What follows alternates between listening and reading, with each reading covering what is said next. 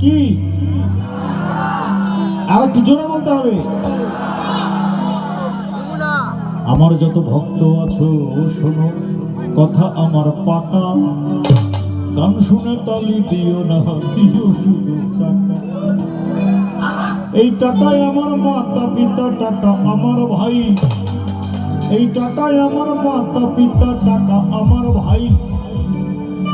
টাকা ছাড়া জামালপুরে আমার আত্মীয় কেউ নাই।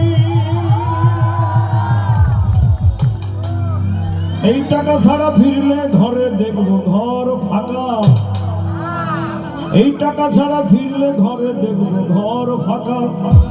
মানে বউ চলে গেছে,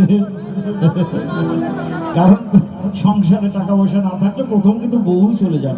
আপনারা যারা এখানে আছেন আপনারা মাইন্ড করবেন না, কারণ টাকা পয়সা যদি আপনার না থাকে মা কিন্তু যাবেন না। ছেলেকে ছেড়ে মা কখনো যাবেন না, বাবাও যাবেন না। হ্যাঁ, হয়তো স্ত্রীও যাবেন না, সবাই তো সমান হয় না।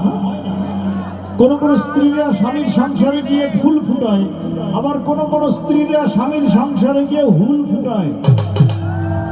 সুতরাং সব মেয়ে কিন্তু একরকমের নয়, সুতরাং রাগ করবেন না, আমি সবাইকে বলছি না। তবে হ্যাঁ, বেশিরভাগ ক্ষেত্রে মেয়েরা চলে যায়, অথচ যখন আমরা বিয়ে করে স্ত্রীকে ঘরে আনি তখন আমাদের কত আনন্দ। হ্যাঁ, লক্ষ্মী সোহাগী ঘরে নববধূ আসিতে, দিশেহারা খুশিতে, হাসিতে ছোটাই ঝড়, বুঝি না কদিন পর কাঁদাবে সবার ভেউ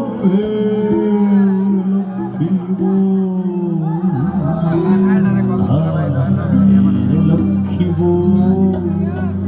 আয় সোহাগী বউ নতুন এসে শ্বশুর বাড়ি, ধরে না কোনো বায়না। লক্ষ্য করবেন, প্রথম যখন স্ত্রী আপনার বাড়িতে আসবে লক্ষ্য করবেন, আর 6 মাস পরে লক্ষ্য করবেন। বউ নতুন এসে শ্বশুর বাড়ি, ধরে না কোনো বায়না, মুখে কিছু তুলে দিলেও গিলে খেতে চায় না। কিছুদিন গেলে পরে সবে বঞ্চিত করে, কিছুদিন গেলে পরে সবে বঞ্চিত করে, পেতে চায় সবটুকু আদরের বউ সোহাগী বউ আদরের বউ। আমার মনে আছে আমার স্ত্রীকে যখন প্রথম ঘরে তুলেছিলাম, আমরা 17 জন মানুষ মিলেও ওনাকে একটা রসগোল্লা আমরা গেলাতে পারিনি। উনি এমন একটা ভাব করেছিলেন যে উনি কিচ্ছু খেতে পারে না, মুখে যখনই আমরা এটা দিতাম তখন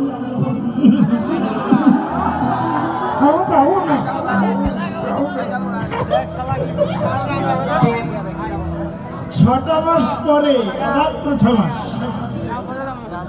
ভাইদের আলাদা করে দিয়ে, বাবা মাকে পৃথক করে দিয়ে, বোনের বিয়ে দিয়ে, গরু বাছুর টাকা পয়সা জমি জমা যা আছে সব আমি খাবো,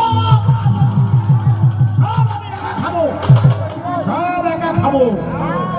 আরে প্রথম যেদিন তাকে দেখতে গেলাম, আমার ওয়াইফ ভালো গান করে, রেডিও টেলিভিশনের গ্রেডের আর্টিস্ট, তখন খুলনা বেতারের শিল্পী। আমরা যখন দেখতে গেলাম ওনাকে, আমার বড় ভাই বললো, শুনেছি তুমি ভালো গান গাও, তা আমাদের একটা গান শোনাও। হারমোনিয়ামটা নিয়ে আমার দিকে হালকা লাজুক চোখে তাকিয়ে মানে গাইলো। এটা ইমোশনাল ব্ল্যাকমেল কিনা জানি না, আপনারা বলতে পারেন। গাইলো, হে গোবিন্দ রাখো চরণে। ও নজরুলগীতি শিল্পী আমাকে থেকে গাইলো, হে গোবিন্দ রাখো চরণে। তো যাকে এই গানটা শুনেই তাকে বিয়ে করেছিলাম। কারণ আমরা তো এরকম বাঙালিরা তাই চাই, যে মেয়েটি এরকম স্বামীকে ভক্তি করবে, শ্বশুরকে ভক্তি করবে, শাশুড়িকে ভক্তি করবে, আমরা তো এরকম মেয়েই চাই। তো আমরা যা হোক এই মেয়েটিকে ঘরে তুলে নিলাম। সেই গানটি আমার বউ এখনো গায়।